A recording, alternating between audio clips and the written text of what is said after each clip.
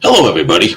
It's been a little while since I actually threw something out that was car related, and I figured we cannot only talk about politics and assassinations and all those terrible things. So I wanted to do something that this channel actually started with: cars, motorcycles, and driving. And when it comes to driving, being a driver for many, many years, and motorcycle rider, of course, got my Harleys, as you know, I wanted to give a bit of advice. I wanted to maybe to new drivers, bad drivers, the drivers that people, possibly like myself, might yell obscenities at on the road because you may be doing something that is infuriating and you may not know what that is. So, especially there's a lot of new drivers out there. Driving is awesome and you have to enjoy driving. And if you don't enjoy driving, now I don't know what to do for you. Anyway, I want to give you some advice, some basic, real world, common sense advice that, in full disclosure, may not entirely be legal in everywhere. You may implement this, but I'm going to do it anyway because this is sort of how things really work: the unwritten rules of the road, and some basic common sense advice when it comes to driving, especially for those new ones who really should know and haven't had a cool old driving school instructor who gave you all these little tidbits from around the world. So here we go. One thing that you'll see, especially in Europe and Americans, you really need to understand and adapt these next two ones because it's common sense and it really helps your fellow drivers. One thing is, and you see sometimes truck drivers, they'll flash their long beams at each other to say hi. But flashing your long beams at oncoming traffic means something. It means that the traffic that is coming towards you is you are warning them that there's something they need to pay attention to that they're coming up to. For instance, and this is how it is usually used, if you on your travel pass a police car with the laser gun or one of those temporary ones that are doing the speed controls, if you pass it, it would be common sense, it would be good customs for you to flash your headlights for the next mile or so at oncoming traffic so they know there's somebody who's actually doing a speed trap up ahead. Also, of course, there's an accident or a slowdown or there's a deer on the road or something, especially on a smaller road. This is not really something that's appropriate for the freeway, but for smaller roads where you don't have a divider as such, you see trash on their side, you see a deer, dog, something on the other side of the road. If you see a dog, you better get out, go save the dog. But that's between you and your God. You want to warn the oncoming traffic that there's a hazard. There's something they need to slow down and pay extra attention to. That's just good courtesy. And another one is, your little hazards, the little red triangle that you have if you have an emergency. Well, if somebody lets you in, if you're trying to merge and no one will let you in, you and somebody does let you in, you just hit the hazards just for 1, 2 flashes to say thank you. Hitting your flashes a couple of times is a way to say thank you to the people behind you for whatever it was that they did. By the way, those two may not entirely be legal in some states, and you know what it is. It's common sense. Say thank you. Instead of rolling down the window and putting a thumbs up or something for someone doing nice, a couple of blinks of your hazards. That's usually how you say thank you to the people behind you. Just be aware of it, do it, and so people understand why you're doing it.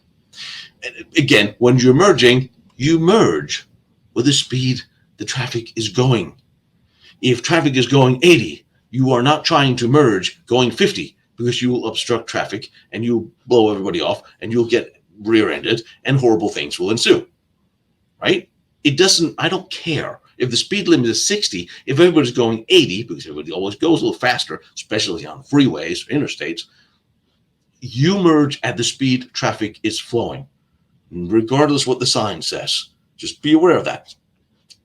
And when it comes to speed, don't be the slow car. Don't be the guy that sees people, theoretically, that could be such as, myself with a high anger management issues, like that's part 4 inches from your rear bumper, going at you like this, because you're going 40 in a 60-mile zone, or even worse, you're going 10 in a 30-mile zone, and you're slowing traffic down. And I'm probably mostly speaking to people in Priuses because Lord knows it seems to be every time there's a slowdown, there's a Prius to blame for it, or as the new Prius drivers could be called, Tesla drivers. Anyway, I know you can drive faster than that, but be aware of what's going on beside you. If you're driving way slower than traffic, then you may actually cause an accident by people rear-ending you because the flow of traffic is whatever it is, but you're slowing it down. Move to the right. If you don't know where you're going, pull over.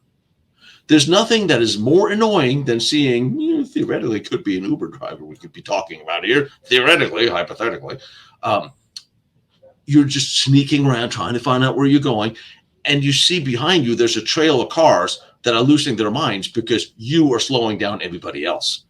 Don't be that guy. If you don't know where you're going, pull over, stop, figure out where you're going, make a plan, drive with a sense of purpose, because that way you won't accidentally have, people that theoretically could look like myself yell at you, because it's really, really frustrating. And it is also dangerous. Just figure out on your GPS where you're going before you start the damn car. And that's another thing. Stop signs. Now, okay, stop signs is a thing in America we have everywhere.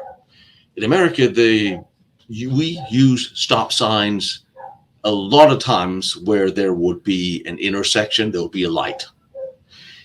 But it's not that busy of an intersection, so we use the stop sign rule. And the stop sign rule is really good because it means the first person to come, the first car that comes to the stop sign is the one that goes first. If 3 cars pull up with a couple of seconds in between, and it works. For those in Europe who don't have this, you don't understand why it works, but it works. It really does. And if a big intersection with 3 lanes in every direction, if the light goes dead, it automatically turns into a stop sign rule. First ones come, they will go. Second ones who've been waiting, they will go. And it just works that way. But if you add a stop sign, and I don't know why people do this except some sort of mental decay, I'm guessing, they pull up to the stop sign and then they sit there and wait for the other car to pull up to the line before they go, slowing down everything. And I sometimes see it. I'm driving up towards the stop sign. There's a car in the intersection. He's just sitting there waiting for me to come up and stop so he can go. You come up, stop, tap your brakes, car stopped, go.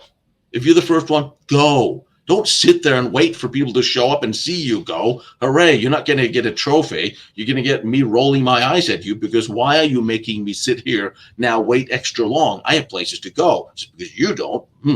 Anyway, stop sign rules. It really does work. And it's something that I wish they did in Europe instead of roundabouts, because roundabouts, they just piss me off. They just annoy the living crap out of me. Anyway, especially if you're on a motorcycle, it's just really annoying. Again, paying attention to cars around you. Be an adult about driving. Take your phone, shove it where the sun don't shine. Pay attention to the road. I love to drive. I love to ride. I enjoy it. I put the music on. Don't have the sound on my phone. It doesn't even exist when I'm driving. And I pay attention to what's going on around me. I pay attention to the cars in front of the cars in front of me. You pay attention to what's going on around you and also what's going on ahead of you. The car that is ahead of the car that's ahead of you, if he brakes, that's going to mean what? That means the car in front of you is going to brake. That means it's going to come to you. So pay attention. I will sometimes look through the windshield of the car in front of me to see what the car in front of him is doing, just so I can give an idea of what traffic is going.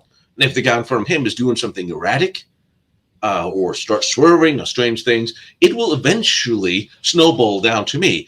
So if I'm ahead of that and I can start creating distance or hitting my brakes before that snowball hits the car in front of me, and so on and so forth. Just pay attention. Same thing like if you're trying to parallel park, which is, you know your car. I love to drive. I get in my car. I know where all the corners are of my car. Well, I can also see them. But I feel my car. You get in your car and you feel where it is. It's like, putting on a big suit. You know where all your parameters are if you understand your car, if you know your car and you enjoy it. So I know where to brake and do the turn in parallel parking.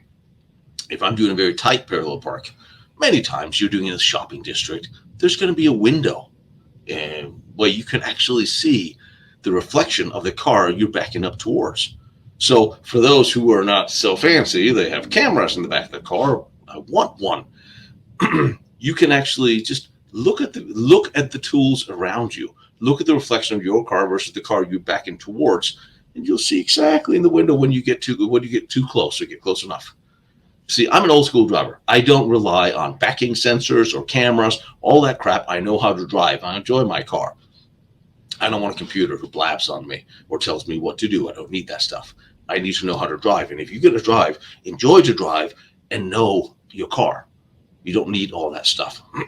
So anyway, use the little tricks of the trade and pay attention to things that's going on around you, because it will help you be safer. Same thing is when you pull up to a stop sign, to a line, to an intersection, to a red light, pull up to the line. What kind of people stop in full car length from the white line? What is wrong with you? There are people behind you that may not, on a short road, be able to pull up because you block traffic one car length further down. Pull up to the damn line. And here's the trigger that I know it used to be, I don't know, when I started driving, when the light turned green, everybody drove. I know that seems to be a rule that have changed over the years. I'm not sure to understand why, but when the light changes, start driving. And you all know that the light will change because you're in a car, you're in a light. You could all theoretically start driving at the same time if the guy up front is not sleeping or texting. Same things when you go to the supermarket checkout. And while you're processing all your groceries, why are you not pulling out your money or your credit card so you're ready to pay the minute the cashier is done counting your stuff? You know what's coming. Don't start looking for your wallet when she gives you the amount. Stop slowing people down. Have a sense of purpose in life, because Lord knows I have things to do. I don't want to sit and wait for you, not even in traffic, to pull up to the line. And here's something that's a little bit tricky. It's actually the law, at least it was when I took one of my number of driver's licenses. If you are going straight, that's one thing. You leave room for bicycles. Bicycles, seriously. But in a lot of countries, cars are stupidly expensive, so a lot of people, they ride bicycles. That's great. However, if bicycles going straight and you're going to make a right turn, then you will theoretically possibly run over the Muppet on the bicycle, wouldn't you? So what you do, and I remember my driving teacher taught me this many years ago, you pull all the way into the curb, because you're probably going to get to the intersection before the guy on the bike. You see the guy on the bike, you pass him, you know you can make a turn, pull all the way into the curb so he can't get inside you. And if he complains about it, back him over. No, that probably would be incorrect advice to give. Sorry. But block the bicycles that are going trike, that are going straight, block them. So they have to be behind your car so you can turn without running them over. Pull into the curb. That's just good customs, because you don't have to sit and wait for all these strange people on bicycles, especially around here. Now, as I said, I'm a motorcycle guy. I love my motorcycles. In a lot of states, lane splitting is completely legal. Be aware of this. California, for one, is one of them. I have no idea if it's legal in Europe, but since most of Europe has turned into some sort of communist state where everything is illegal, it's probably not. But I believe in Florida, lane splitting is not illegal, but it is in a lot of states here, like here, which means the car can split between the lanes, because motorcycles can go faster and get through quicker. That's the whole point why we have a bike. Do a courtesy and move. Keep an eye on your mirrors, what's coming from behind you. You can usually hear motorcycles, not always, but especially if it's Harley, you'll hear us coming far away. Move to the side so the bike can get through. It'll just alleviate traffic, okay? And if you don't, and you do the opposite thing and just try to block the bike from going through, there are some motorcyclists, I couldn't think of any offhand, but who might kick your car. I don't know. Same thing when it comes to motorcyclists. If you're texting and you start swerving in front of the bikes, people, I don't know who to mention. I'll use myself as a hypothetical example, because I would never, of course. stop and yell really hysterically at possibly it might be an Persian woman that tried to run me over because she's busy texting. It will possibly piss off some bikes. Some bikers will possibly get really pissed off. Maybe, I know in France it's customary that if you're a dick in a car in front of a motorcycle, they may kick your mirror off. So pay attention to guys on motorcycles. Lord knows, pay attention to the guys on bicycles too, because they never seem to ever follow the road traffic laws. And here's the interesting thing. People on bicycles, traffic laws, I know they're alien to you because apparently none of you know them. They are actually mandatory for you too, because you are riding on the public road. You too, on bicycles, have to actually obey by traffic laws. Imagine that. If you don't and you get run over, natural selection. What can I say? It's all up to you. Now, obviously, there's the unwritten rule that if you are, as possibly have happened, you're on the freeway, Autobahn, and you're passing somebody in a car, and I'm on a motorcycle, I get a little higher, and I can see cars, what's going on. If you are getting a blowjob while driving your car on the freeway, I will give you a big smile and a thumbs up, and I do expect to get a thumbs up back, possibly followed by a grin. It's all good.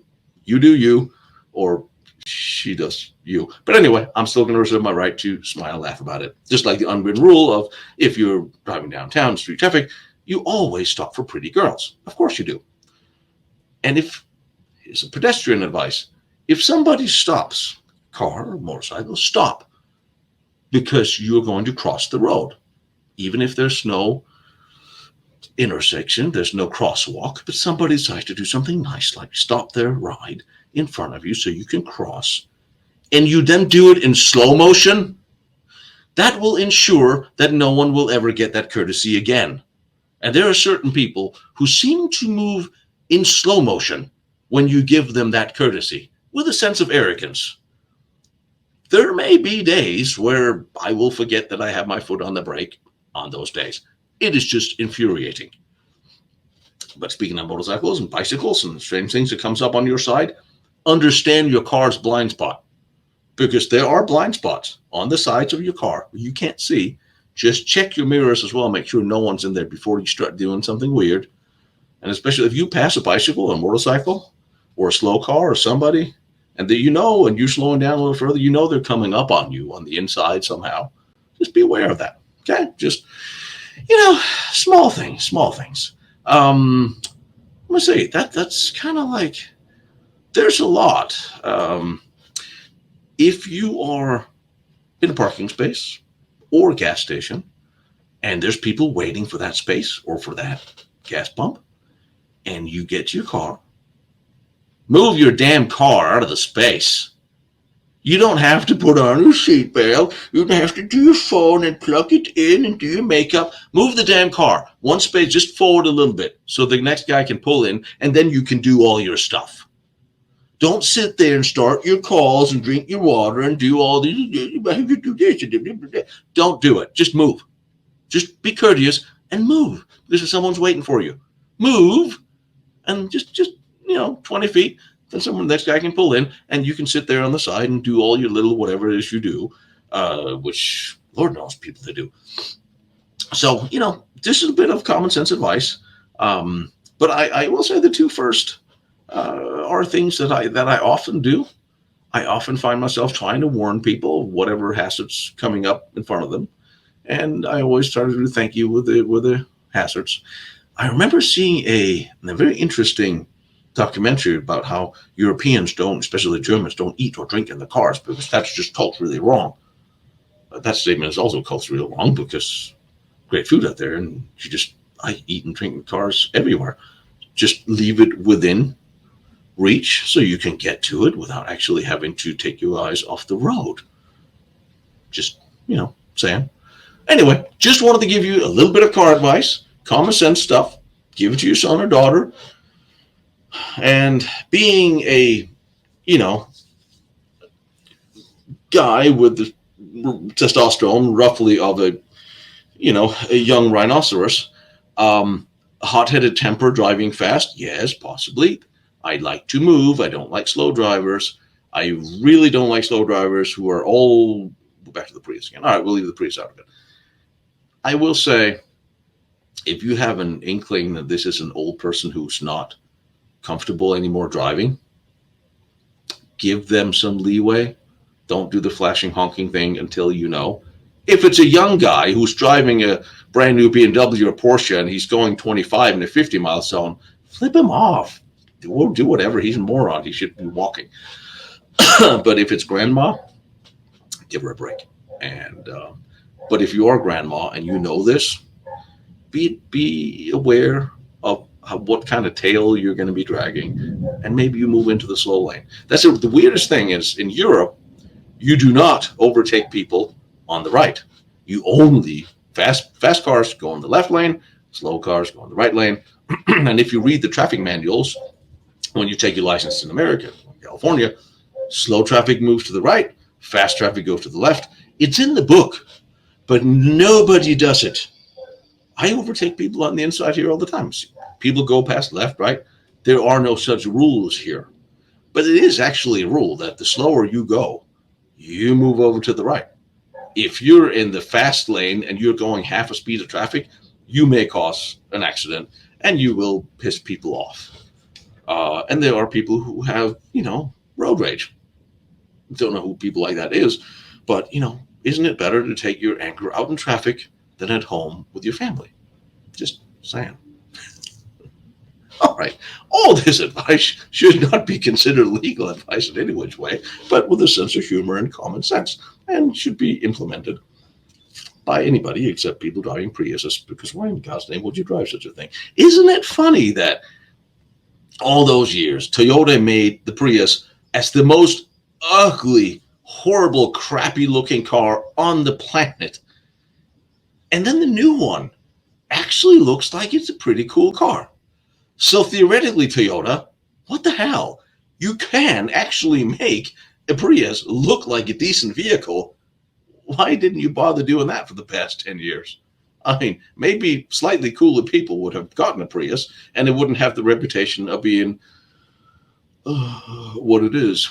After all, the Prius has been a car that has been made fun of by every stand-up comedian in the world because of the people who choose to drive them. There's a lot of Prius jokes in there, and it has a sore spot in my heart, and I'll tell you that one day. Anyway, I've been talking enough. We're going to talk next a little bit about internet censorship, how bad it really is, but that's coming up sooner or later.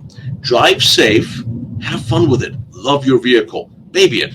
Remember what I always said, get an older car, make it yours. Don't get new cars. They're all crap. See you soon.